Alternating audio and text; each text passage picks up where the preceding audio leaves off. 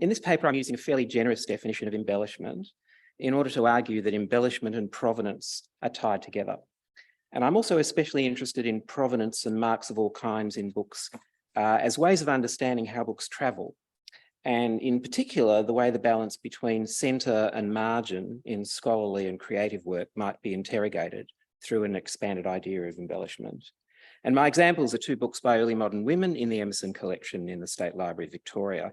And as you've already heard, but just a little bit more about John Emmerson, had the finest collection of early modern books in the Southern Hemisphere. And his collection was left to the State Library of Victoria following his death in 2014.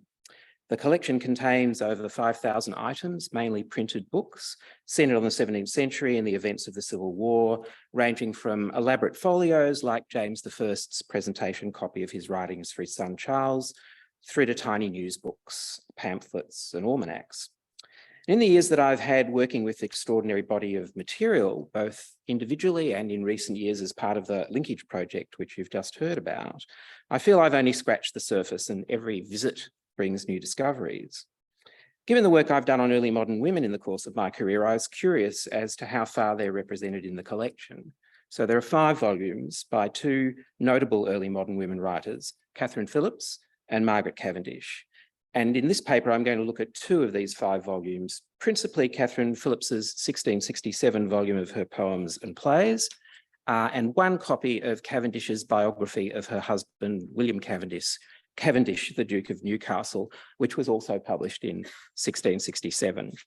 The Emmerson Collection has 3 copies of the Cavendish volume, and it also has the 1669 second edition of Phillips.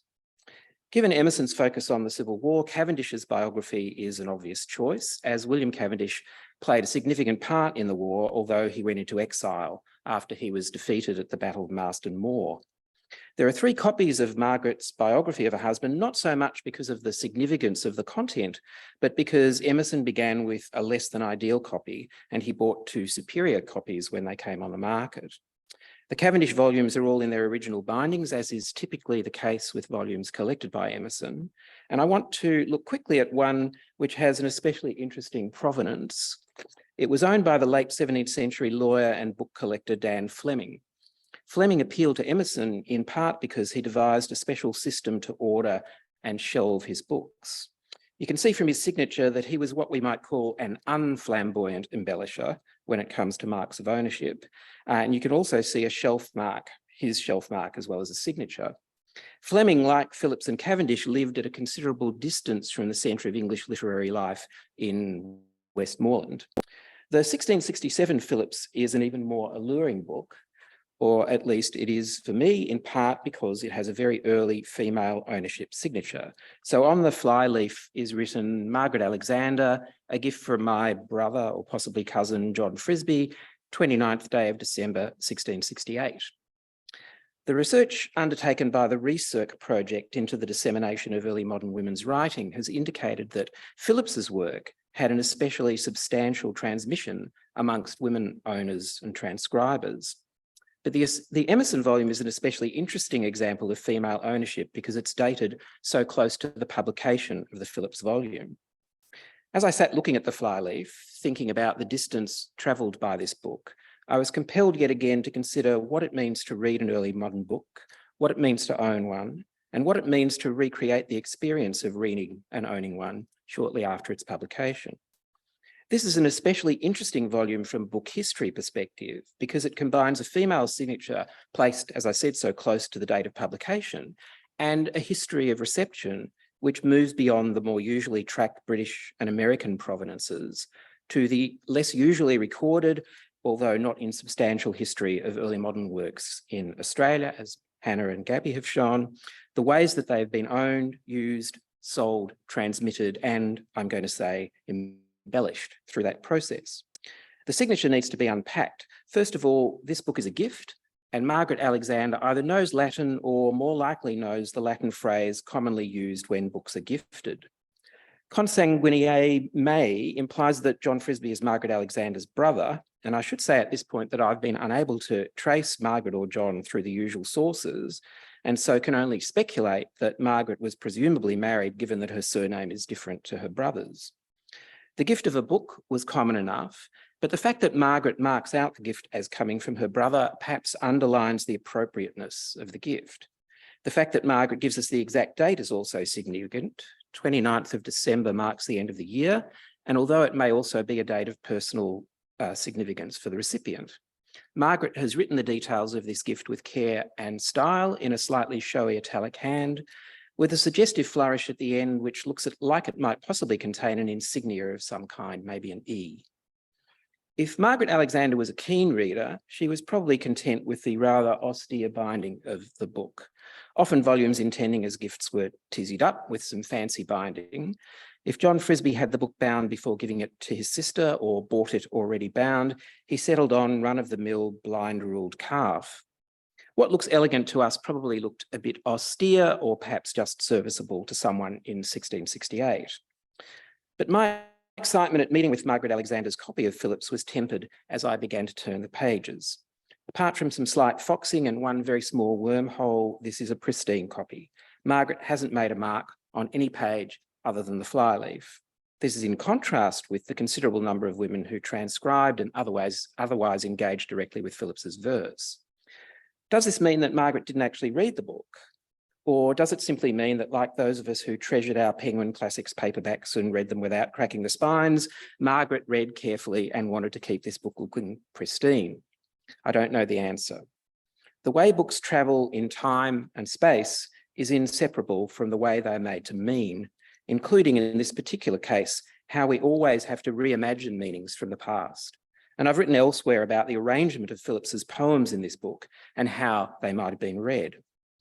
But here I want to consider how this monumental testimony to Phillips's status as poet moved from Margaret Alexander through a series of owners and ended up in the possession of John Emmerson, in turn in the keeping of the State Library of Victoria, and eventually temporarily into my hands.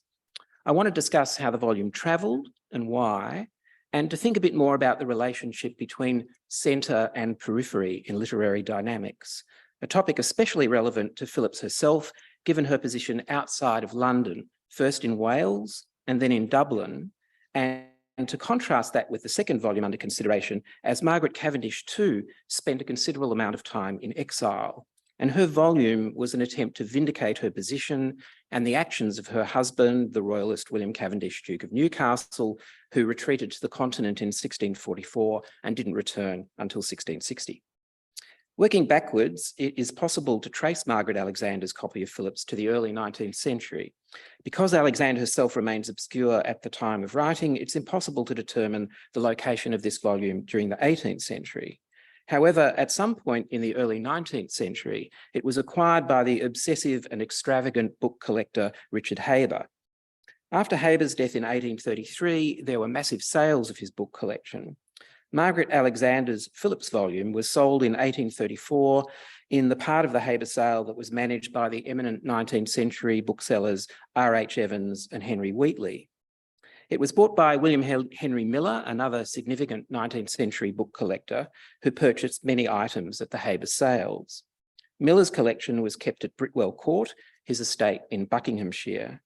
On his death in 1848, the estate and the library descended through the family to Sidney Richardson Christie Miller, who began selling the extensive library in 1917, but this sale continued through to the 1920s.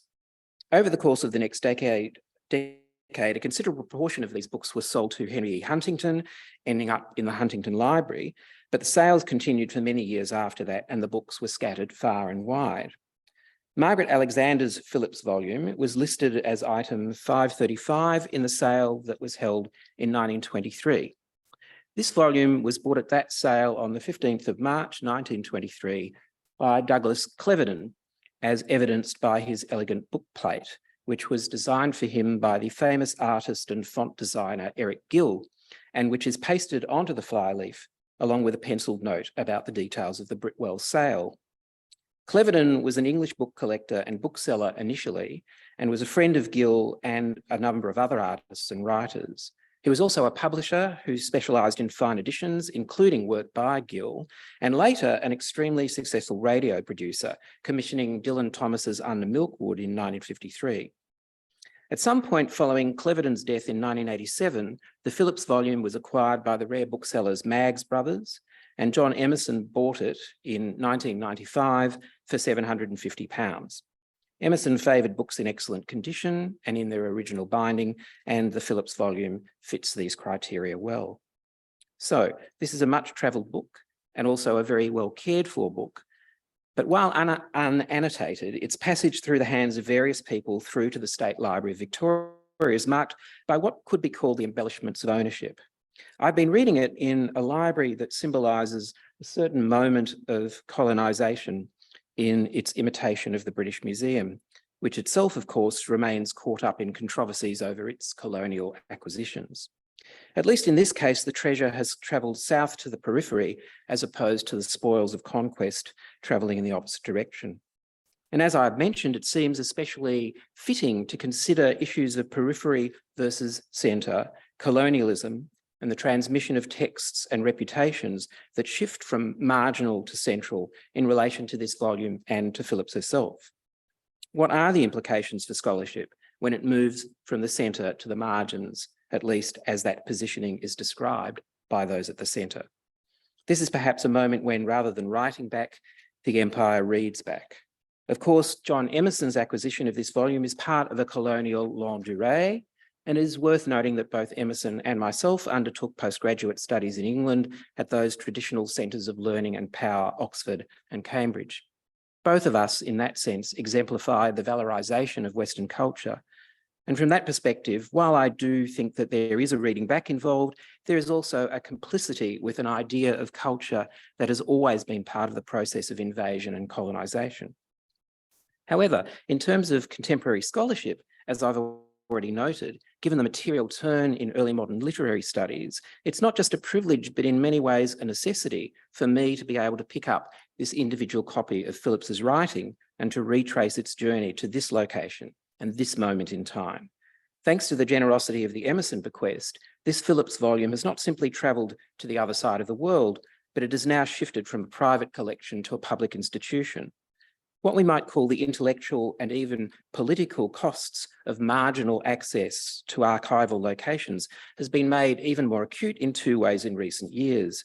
First, the issue of climate change made at least some researchers reluctant to burn the air miles necessary to move to and fro between, say, Melbourne and London or Melbourne and Washington. And second, and perhaps more acutely, COVID-19 has closed borders and turned the shift between countries into something with higher stakes than just cost and inconvenience. These oscillations and shifts in perspective are, as I've already noted, especially illuminating in relation to both Philips and Cavendish. Philips, like so many writers in the 17th century, moved from a royalism that was under siege in the 1650s to triumphant dominance with the Restoration in 1660, complicated in her sense by her husband's role as a successful parliamentarian. At the same time, Phillips's geographical location placed her for a great deal of her writing life in Wales, and accordingly away from the centre of literary culture. This position was also far from clear-cut, given Phillips's poems that work within the pastoral tradition celebrating retirement from the noise of towns. And similarly, Phillips's poem On the Welsh Language shifts any idea of exile and lack over to a celebration of an ancient cultural heritage.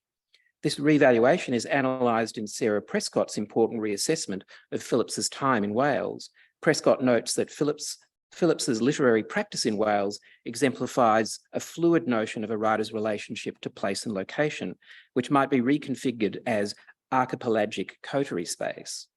Prescott goes on to argue that by dismantling the framework of centre and margin, archipelagic accounts of spatial experience allow not only for a reassessment of Phillips as a Welsh poet, but also for a revaluation of the ways in which we write, women's literary history. Thinking through these copies of Phillips and Cavendish and their marks of ownership allows for the expansion of Prescott's notion of this spatial experience, where I've tried to take into account not only this longest of voyages from northern to southern hemisphere, but also the process of thinking back into past reading experiences through embellishment, provenance, and a bit of added imaginative projection. Prescott's analysis chimes with a number of recent theoretical approaches which shift the balance between centre and margins, both in relation to geopolitical space and through realigning early modern women's writing and the idea of canons. So reading Margaret Alexander's copy of Philips or Dan Fleming's copy of Cavendish in Melbourne forces me to reflect on the significance of their locations now and in the past, and indeed on the two authors' own locations, and on the history of the readership and ownership of these volumes. Frisby's gift to his sister is mirrored by Emerson's gift to the city where I've lived for most of my years as a researcher, a city which now seems less peripheral and more central to the ongoing history of early modern writing, publication, reading, and transmission. Thanks.